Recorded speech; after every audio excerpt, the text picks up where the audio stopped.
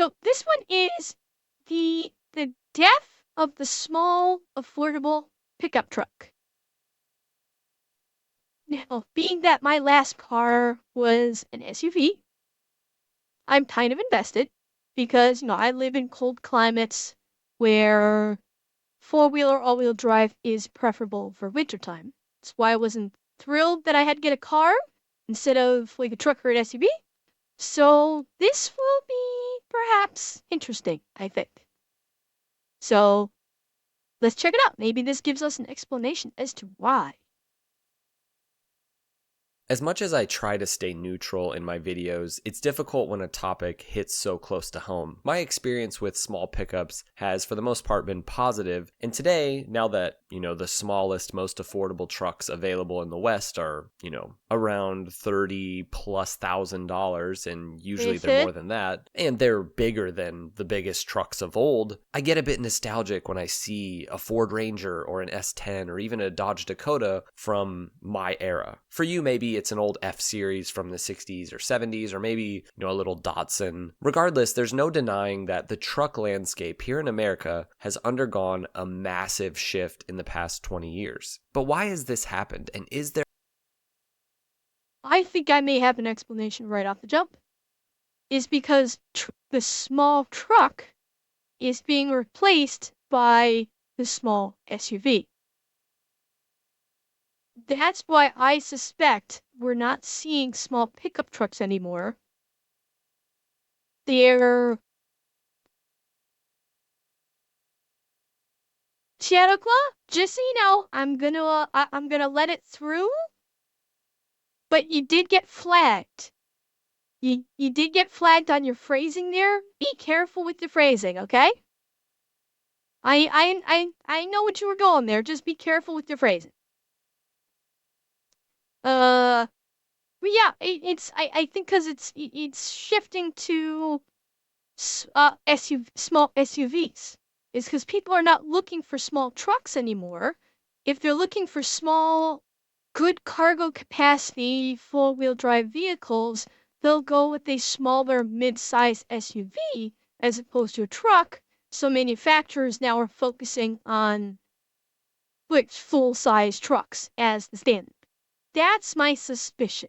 their hope for small pickups going forward? Now, this is not the first time the general truck market has changed. In the early days of motoring, trucks were used primarily for commercial purposes, and they were little more than, motorized wagons. But the Model T pickup really helped to popularize the use of trucks among the general public. People started seeing their use for just regular people, but it wasn't really until after World War II and with a surge in demand that manufacturers began to really diversify and really look into what it would take to make sort of the ultimate truck for regular people. And so trucks became more powerful, they had upgraded and new types of suspension.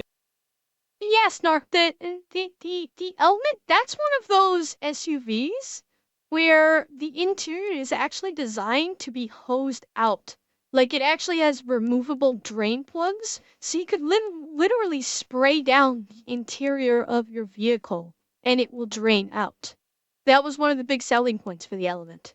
And frame design, and perhaps most importantly, trucks started to become cool. We also saw the rise of the early SUVs, which were often built on truck platforms, which certainly influenced truck development going forward, as the two segments of trucks and SUVs would kind of both become luxury vehicles down the road. It's important to understand, though, that trucks were getting bigger and beefier at this time so that they could withstand the abuse that their owners would put them through, and trucks became more specialized through the 70s and 80s with lots of different options for prospective buyers, and around this time we began to see the rise of a new kind of truck. In the 1960s and 70s, Japanese automakers like Toyota and Datsun, which is now Nissan, entered the American market with compact pickup trucks, in part as a response to the gas crisis of 1973. These vehicles, such as the Toyota Hilux and Datsun 620, were smaller, more fuel efficient, and often more affordable than their American counterparts. And their success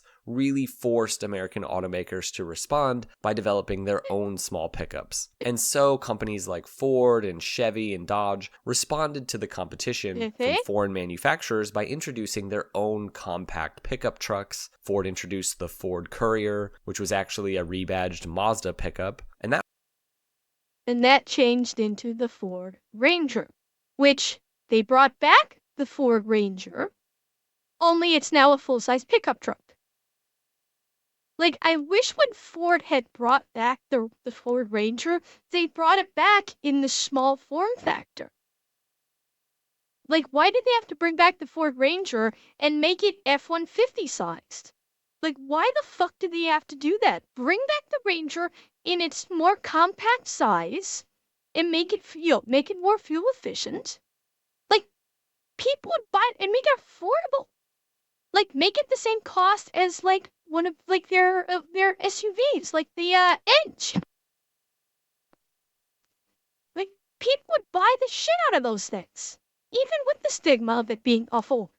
That was in the early 70s, while Chevy introduced the Chevy LUV based on the Isuzu Faster. And that was all kind of happening around the same time. Over the years, small pickup trucks underwent continuous innovation with improvements in design and performance and features. Manufacturers introduced various cab and bed configurations and engine options and comfort amenities to appeal to a wide range of consumers, and small pickup trucks really gained popularity among consumers who valued their affordability and fuel efficiency and practicality as a AC/DC, the cars from the city.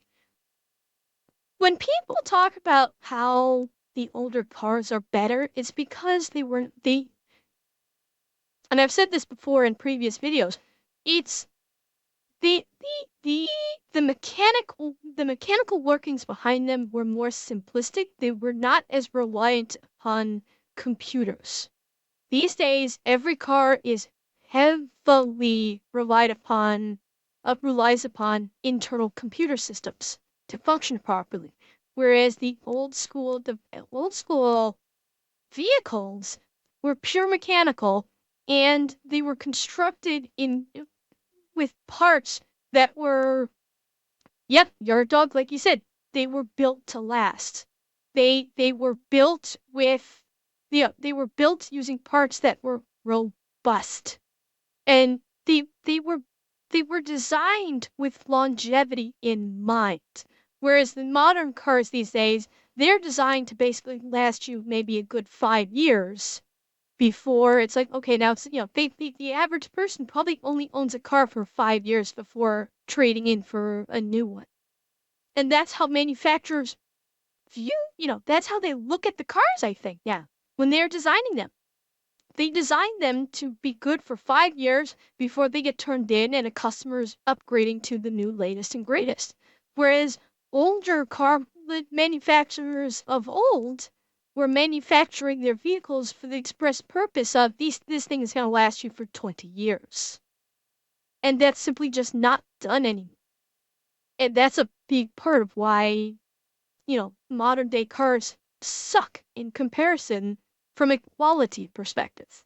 Again, the high-end pickups just kind of became more high-end. They were particularly well suited for urban and suburban environments where larger trucks were less practical. Additionally, small pickups appealed to outdoor enthusiasts and DIY enthusiasts, people who needed a vehicle capable of transporting, smaller equipment and materials. And this new market brought about many of the iconic American small trucks that many of us know and love, and that really did reign supreme, at least through my early childhood. Trucks like the S10 and Ranger and Dakota. The 90s and into the early 2000s were, in my opinion, really the glory years for these small trucks. From the beginning in California in the 1970s, and still at really the end of their run, small trucks were their own kind of cool, and that's because trucks themselves have always been cool. They're so much more than just practical vehicles. They're kind of a status symbol. Small pickups just made it so that more people could enjoy the truck life. Not to mention the long-standing custom scenes surrounding these vehicles. My own first and fourth vehicles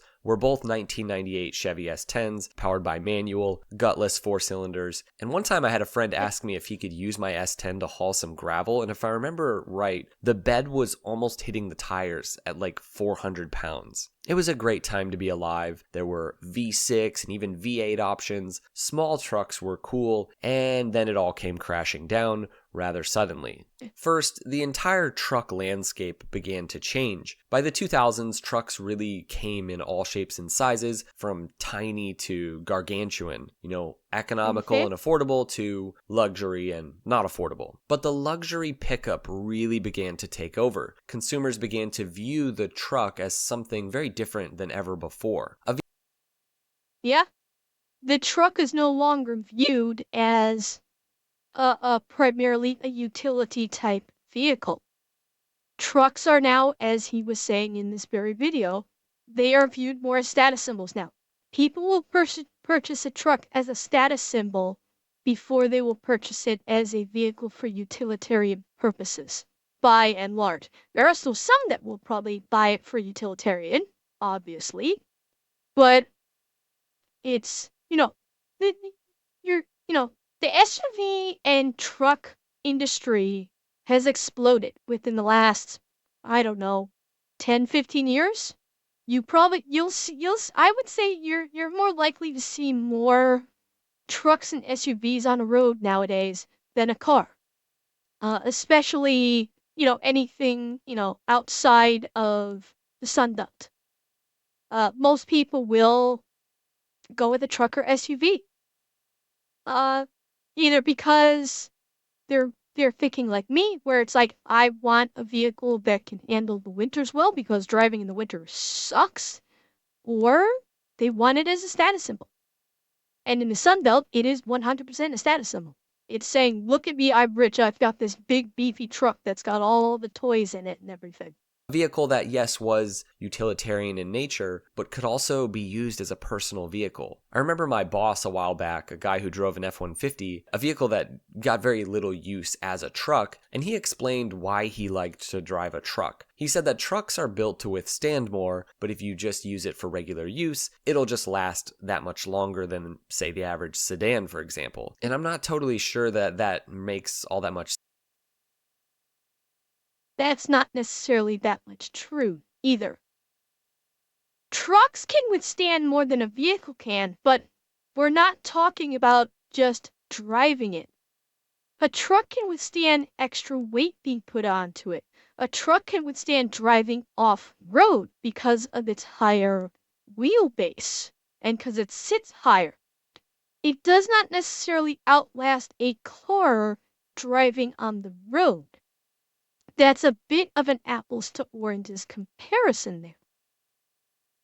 Because, yeah, if you take a truck off-road, it's going to handle it fine.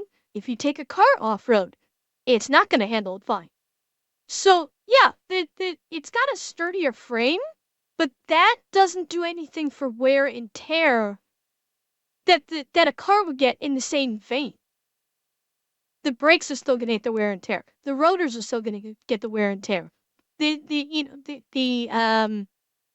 engine is still going to get the wear and tear. You are kind of comparing apples to oranges, but they're still going to get the same kind of wear and tear just driving it on the street versus never driving it off road, which is kind of what these things were designed for. So it's not a fair comparison, I would say. Sense, but I think that kind of thinking is at play for many people. Manufacturers recognized this trend and they started offering higher trim levels, and the truck just became more comfortable. And as the luxury market moved beyond just sedans to SUVs and trucks, more advanced infotainment setups became common, and it wasn't too long before a whole slew of truck drivers were just never using their trucks as trucks. They were just basically luxury cars or family vehicles. Coupled with this, increasing safety standards began to make the production of small vehicles in general quite difficult, but manufacturers figured out how to make it work. They made it work for cars, and if something like a Miata or a Honda Fit can be sold here in the States, the question is, why couldn't a modern equivalent of, say, a Chevy S10 be available today? We'll talk more about that later, but honestly, safety standards are not really the main culprit for the death of the small pickup. It's actually something you wouldn't suspect. Okay, maybe you would. It's the EPA. Now, I have to give a massive shout out to the channel All Cars with John for really simple. So this is what you guys were talking about earlier in the chat, that the EPA is what's doing this. And I think I know where to go because I remember vaguely hearing something about this when the Ford Ranger first died off. Is that the Ranger was putting out too much pollution for what it was capable of. Like the engine was inefficient, and thus it was causing more pollution and getting less fuel economy than like an F-150. And so that was why it got pulled out of circulation, from what I understand. Simply laying this out. I'll link his video on this topic in the description below. He lays out exactly why the EPA has all but killed the small pickup and all but killed fun in general, if we're being honest. John explains that the EPA has updated their fuel economy standards over the years and in very drastic ways at certain points to make the most economical car really just the bigger car. I'm not kidding, that's pretty much all it is. Instead of saying, hey, we need to limit these gigantic and often dangerous gas-guzzling vehicles and have more, 35, 45 mile per gallon sedans, they've just made it more difficult to even produce these small cars because the standard is so much higher for them. So here's the graph that John references. So as the car's overall footprint goes up, the standard is lower for miles per gallon. And on the one hand, I get that. It does kind of make some sense. I don't think we should require a massive Escalade to get the same miles per gallon as a small sedan, but these standards make it incredibly difficult to even get these small sedans past emission regulations without penalty or without making them, electric or hybrid. And this is why the Ford Maverick or Hyundai Santa Cruz, for example, these are small trucks that aren't actually that small in comparison to an old Ranger or S10, or especially an old Datsun. This is why the Maverick is powered by either this dinky little 2-liter 4 or, a hybrid. It has to be that way. They can't put a bigger traditional ICE engine in it because it wouldn't pass the standards, and they also can't make it too small. Even if they made a smaller version of it and just left that 2.0 in it, it wouldn't pass the EPA regulations. How silly is that? And this is why the loads of cool small trucks that are sold everywhere else in the world that are super economical, they really just can't sell them in the US with our current regulation system that heavily favors just gigantic, dangerous vehicles. Meanwhile, no other country will allow the death machine that is the Tesla Cybertruck. That's funny. No other country can have a Cybertruck. Fucking good. This thing is a piece of shit. The trunk will slice your fingers off. The doors will cut you. The thing sucking rusts in a fine mist. Honestly, the Snark Monkey, I don't even think the Cybertruck looks all that cool either. I honestly do not think this looks cool. And the very thing that Elon tried to claim that it was like going to be bulletproof, it's not. Like all of his every single claim of his about the Cybertruck is wrong. So it's like this I can't believe this is still in production, honestly. To be sold, but it's fine here. And all of this fits perfectly with the business model of American manufacturers. It's like they're kind of all in cahoots. It's made it so that companies, Becky, as long as you're not, violating the rules, you can say whatever you want with TTS. Please feel free. like Ford and GM can finally do what they've always wanted, which is not compete with foreign automakers and just make gigantic, ridiculous, not economical trucks and SUVs. But it's all in the name of the environment, right? And it is all connected, and the truth is, bigger vehicles can be sold at a premium, and we as consumers just have to accept the fact that our country just can't. But, Volge, I don't have problems with electric vehicles.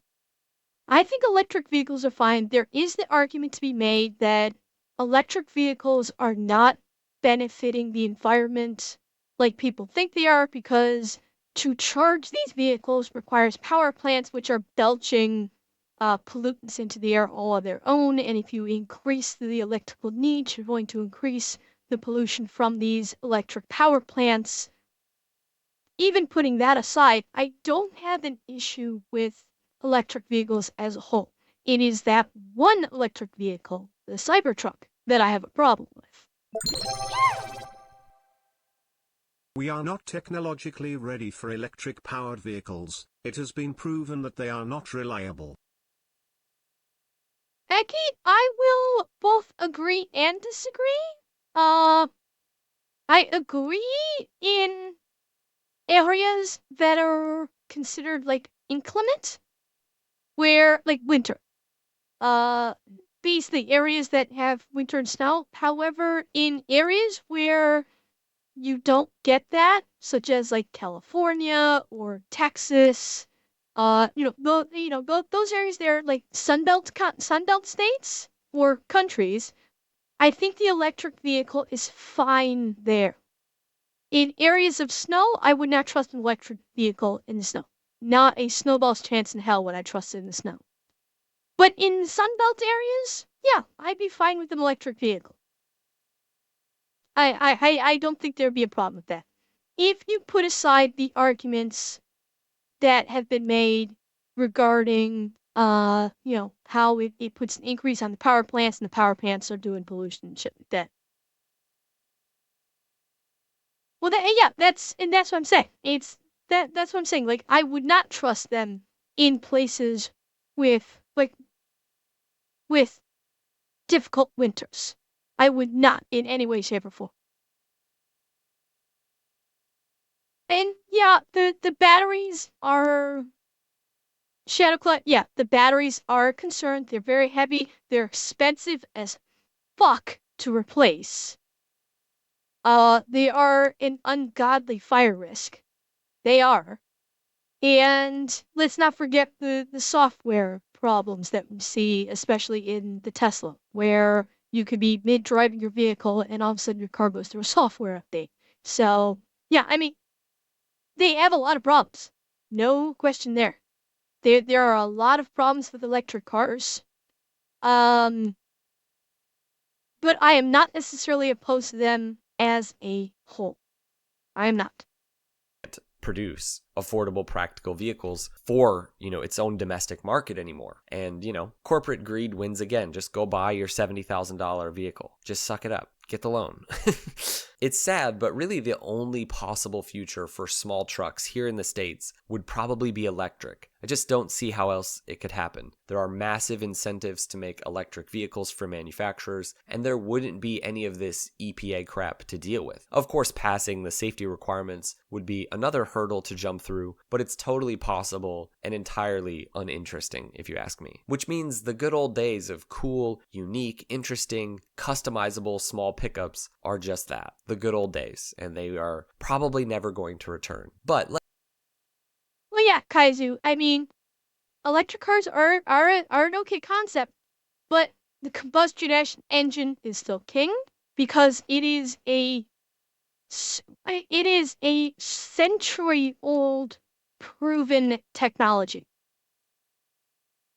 Like this is a technology that is proven and only continues to improve. Whereas electric vehicles, realistically speaking, are in their infancy. There needs to be a great deal more improvement before they become more mainstream. And have a good night, Alex. Thank you for stopping by.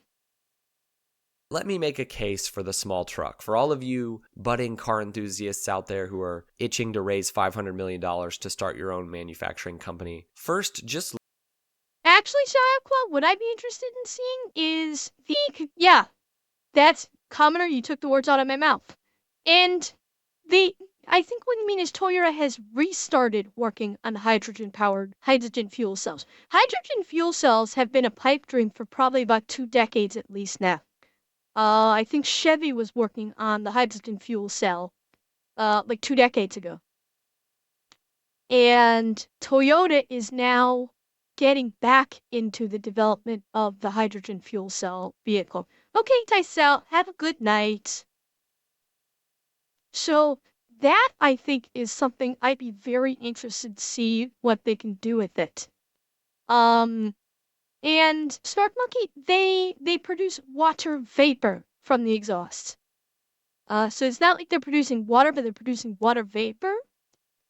And yeah, I think Toyota just bought a plant and they're getting back into the development of the hydrogen fuel cell technology for vehicles. So I'd be very curious. Like they tried this before. Chevy tried this. They had a few vehicle test runs and they had some issues. I'm not sure what the issues were, but it looks like Toyota is trying to reignite that technology. And if they can make it work, that will easily surpass electric vehicles. If they can get the hydrogen fuel cell technology working, that would easily dominate over the electric vehicle and actually be a green vehicle. You would not see that problem, the problem that we have with electric, where it's putting a strain on the grid. So, I mean, I hope they're able to do something with it because that would be awesome. Yeah, I mean, there's a lot a lot of work that needs to be done into research and development with hydrogen fuel cell cars, but that's kind of, you know, that's what they're working on. Look at the enthusiasm around the Maverick. Look at how pumped people were when it was first unveiled. I know people who were like on waiting lists to get them. And I will give Ford credit. It is an innovative little truck. Unibody construct them. Sorry, which one are you just talking about? look at the enthusiasm. $500 million to start your own manufacturing company. First, just look at the enthusiasm around the Maverick. Look at how pumped people were when it was first unveiled. I know people who were like on waiting lists to get them. And I will give Ford credit. I will say it that. is an innovative little truck. Unibody construction. It's a smaller package. It's really affordable in a market where you can't even get a decent F-150 for under 30 grand. That's why the Maverick has done so well. It was really genius. Oh, and it looks like a Chevy, which is nice. But it still doesn't hold a candle to the style and character and fun of, the small trucks of old. The early Tacomas and Ford Rangers. These were simple, dead reliable, fun, affordable, practical, and useful, classically styled trucks. And they were truly compact. I mean, if you see a Gen 1 Tacoma or even a Gen 1 Tundra and you compare it to new examples, it's just mind-blowing how much bigger our trucks are. But I have a genius plan, and if any major manufacturer out there would go in on this, I do think it would need to be one of the big American ones. But here's my plan. Take what Mazda did with the Miata and do it for the small pickup. Mazda took a type of vehicle that had all but died. Convertibles, and especially small roadster type convertibles, were completely gone at this point. And they just flipped the script on it, and people, it turns out, were starved for those kinds of vehicles. We need the same thing for the small pickup, which is no easy feat. It would involve lots of R&D, but give us a classically styled, characterful, all-new, small, affordable truck. If Ford did it, they'd hopefully make it look like a mid-90s Ranger or something, or if Chevy did it, make it look like the S10. But give it, a little economical four-banger like the Miata. Give it a manual. We don't need a bunch of features. Just make... That's something you won't say anymore. Manual transmission is not something you're going to see except in very specialized cars. Every manufacturer has gone away from manual, and they're all automatics now. They just have the manual option in the automatic where you can put it into like a manual mode. You are not going to see, other than the high-end sports cars, you're not going to be seeing a manual transmission in any new car anymore. I don't think. I'm pretty sure yeah. Ha ha ha. Well, yeah, no one can drive a stick these days, correct? But it's more like they probably were not selling manual cars. Like the ratio between selling an automatic and a manual, especially when there was really no difference in price, was probably about like 10 or 20 to 1. I would say the of automatic to manual. And so why waste time building a manual car when everybody's going to get an automatic anyway? And if for those people that want a manual, you just throw in an option on the shifter that you can slap it into manual mode and shift it like it's a manual. And the slight increase in cost of having this being an automatic versus a manual is negligible. And yeah, Bolt, you're right. Manuals no longer have the advantage of gas mileage. You're absolutely correct there. So yeah, you're not gonna outside of sports cars, you're not gonna see a manual transmission anymore. Make it a dead simple, like, give us the most boring interior ever. There's zero need for, decent towing capability. That's just not what these old small trucks were about. And figure out how to get it past all the regulations, or don't and just take the penalty. Because I'm telling you, that truck priced at, say, 18 grand would absolutely That's blow not up the smart car business market. sense. People would lose their. You can't just say, fuck the EPA, take the hit. No. Business doesn't work that way. This is pipe dreaming right now. You can't just throw a shitbox truck as a new vehicle and say, look, it's a classic. No, that doesn't work anymore. You have to make it pretty. You have to make it a little bit functional. Oh yeah, they would not price it at 18 grand. It would start at like 22 minimum, probably 24 more likely. Uh, but you could not you could not make a shitbox truck new and expect it to sell. You need to make a pretty small alternative to the big trucks that everybody's already bought. That's it. Ever living minds if GM or Ford did something like this. I guarantee you it would create a complete cult following, just like the Miata, and it would have like its own entire customization scene. We've seen this time and time again. When companies go in on these small affordable vehicles, they become complete legendary cult classic following vehicles right away. It's not just the Miata. Think about something like the Honda Gram. Now, I doubt this will ever happen, so be thankful you live close to the heyday of small trucks and that they're still readily available and somewhat affordable, because I don't see this happening anytime soon, but I You're do right, want to Snark see it Monkey. happen. It Now, if is you've very had much any out of experience context. with great small trucks through history, whether recent or not so recent, we'd love to hear from you in the comments. Honestly, the comment section is probably my greatest contribution to automotive content, as so many of you guys are older and have way more experience than I. So let us know what For you think God's down sake. below, and we'll see. Oh shit, he cut himself off. That's kind of funny. Yeah, he did. I understand his passion. The idea just would not work. He's got the passion, but his ideas and his concepts unfortunately just won't work with modern EPA and modern business sense.